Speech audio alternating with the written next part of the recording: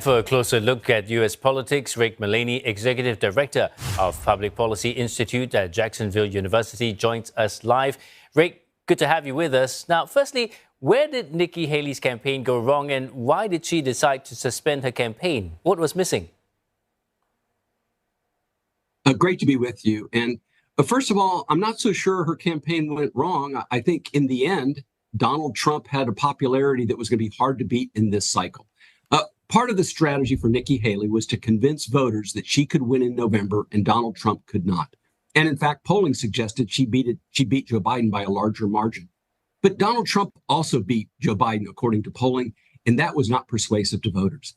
She tried as a campaign strategy to contrast herself somewhat on policy, for example, on Ukraine, on spending, on entitlement reform. But in the end, Donald Trump's popularity wasn't based as much on policy as on Donald Trump, the person. She suggested that both Joe Biden and Donald Trump were too old. There was too much chaos and it was time for a new generation of leaders. And she also thought if she could have a one-on-one matchup with Donald Trump, she could consolidate the non-Trump vote and that she potentially could take him on.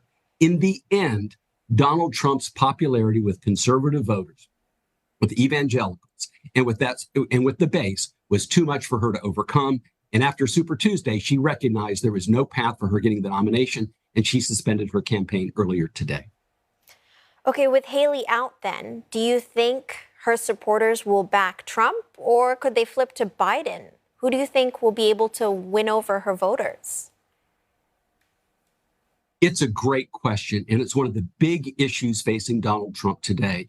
He's talked about unity in the Republican Party, but actually you're looking to 25%, 30%, sometimes 40% that voted for Nikki Haley. And for Donald Trump to be successful in November, he needs those Haley voters, he needs those independent voters, and he needs suburban women. In the end, many of those Haley voters will come home. They will vote for Donald Trump. But many, according to polling, suggest that they are hesitant and they may go elsewhere.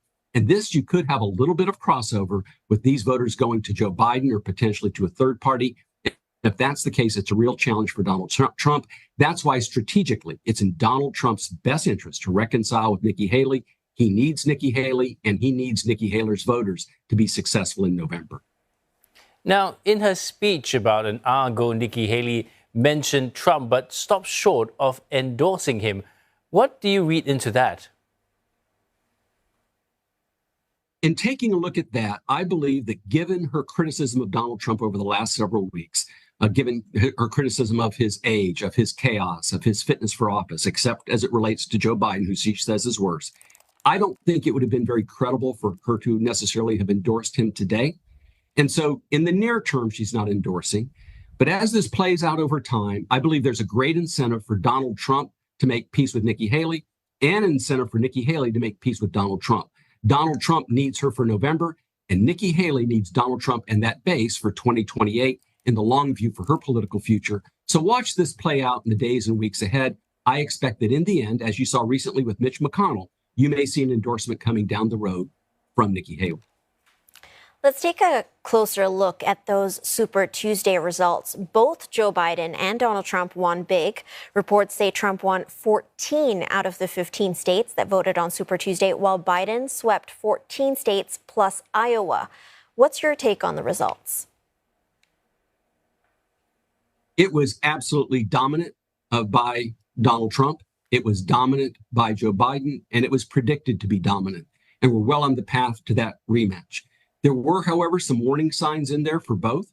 For Donald Trump, and we've talked about this, for Donald Trump, if he looks at the results, he can still see some big percentages of those Haley voters, particularly suburban women, particularly college educated, particularly for those independents. And in the United States today, a big portion of the electorate is independent. And Donald Trump, if he's going to win in November, and he looks at these results, dominant to getting the nomination, but in the general election, he's going to need some of those voters. For Joe Biden, of course, a different challenge. I don't think his supporters are likely to cross over to Donald Trump, but some of those supporters may stay home and not vote. In particular, the youth vote, which is so important to Joe Biden, the African-American vote, which is so important to Joe Biden, and the working class vote, which in fact might cross over. So for each, dominant victories, but also some suggestion that they have work to do to be successful in November. Now, Mr. Trump was impeached twice by the House of Representatives while he was in office and is currently facing 91 criminal charges in federal and state courts. With the big win that he has had with the Super Tuesday, what does these primary results suggest? Well, it certainly suggests that in the primary, at least, the legal challenges that Donald Trump has had, the 4 indictments and the 91 charges, the 3 civil cases, the 3 cases before the U.S. Supreme Court, have had no impact. And in fact, they may have benefited him in the primary. But it's a different story for the general election. And in a few weeks, on March 25th, in fact, you'll see one of those cases go to trial in New York, the one brought by Alvin Bragg. In April, you're going to see an argument before the U.S. Supreme Court on the immunity issue. And then this summer, we will see whether in July or August, there is actually a trial in one of the federal cases involving Donald Trump.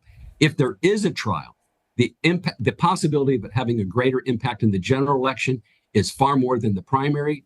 His base board voters, his support will not waver, but those independent voters and those moderates, as this plays out legally, it certainly could have an impact come November. For months now, opinion polls have suggested that many Americans are not keen on a Biden-Trump rematch in November, but this definitely appears to be almost certain with Nikki Haley dropping out. How could this impact voter sentiment? Do you see more voters staying at home? Potentially, but let's step back a little bit. The polling is correct, just like you suggested. Polling has suggested that 70% of the country really this is not the matchup that they wanted, and so that is a challenge. Having said that, on the Trump side, there's a great deal of enthusiasm in his base, in his MAGA base for Donald Trump. On the Biden side, there's certainly some enthusiasm that's anti-Trump and also with his base. For both candidates, it does suggest that there's a turnout issue. They're going to have to motivate their voters, and they're going to have to build the coalitions. For Donald Trump, it's simply not enough for his base to get him elected. He's going to have to appeal to independent voters, those suburban women, and he's going to have to turn out the vote in a year, as you just mentioned, in which people don't like the matchup. For Joe Biden, for those young voters who may be disappointed on climate change or other issues, for African-American voters, for the working class, for Arab Americans, particularly Muslim Americans and Palestinians in the Michigan area, which is really important, Joe Biden's going to have to reach out to them and he's going to have to turn them out. This isn't new, but in politics, it's often a battle on turnout. And you can expect come November, each side is going to need to turn out their voters if they want to be successful. Thank you, Rick, for sharing your insights. We were speaking to Rick Mullaney, Executive Director of the Public Policy Institute at Jacksonville University.